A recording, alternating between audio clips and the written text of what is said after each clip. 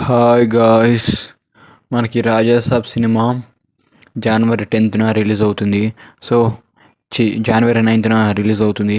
Raja Saab cinema ఎంత collect చేసిద్ది, ఎంత డే వన్ ఎంత కొట్టిద్ది, లాంగ్ రన్ ఎంత కలెక్ట్ చేసిద్ది, బాలీవుడ్లో ఎంత వస్తాయి, తమిళనాడులో ఎంత వస్తాయి, కేరళ, కర్ణాటక ఎంత వస్తాయో, తెలంగాణ, ఆంధ్రాలో డే వన్ షేర్ కానీ మొత్తం టోటల్ కలెక్షన్స్ ఎంత వస్తాయో మాట్లాడుకుందాం.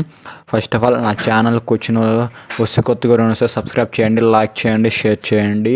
ఫర్దర్గా వీడియోస్ అన్నీ వస్తాయి. Stay tune to our channel cine Varshith. Let's get into the video.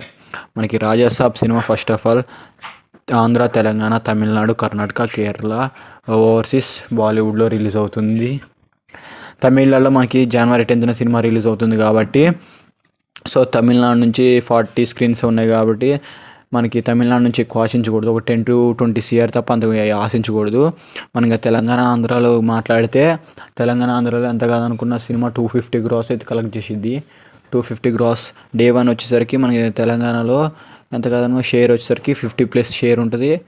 Gross 70 ఉంటుంది, 75 to 78 ఉంటుంది గ్రాస్ పక్క డెఫినెట్గా. సో మనకి ఇంకా డే వన్ వచ్చేసరికి రాజసాబ్ కలెక్షన్స్ 130 CR ఉంటుంది పక్క. 120 నుంచి 130 CR. ప్రీమియర్స్ మనకి జనవరి 8th పడుతున్నాయి కాబట్టి జనవరి 8 6 PM 9 PM పడుతున్నాయి. With single screen prices 800, multiplex prices 1000. So మనకి ప్రీమియర్స్ ఒక 10 CR వస్తాయి. ప్రీమియర్స్ ఇవన్నీ కలిపి డే వన్ 130 CR ఉంటుంది.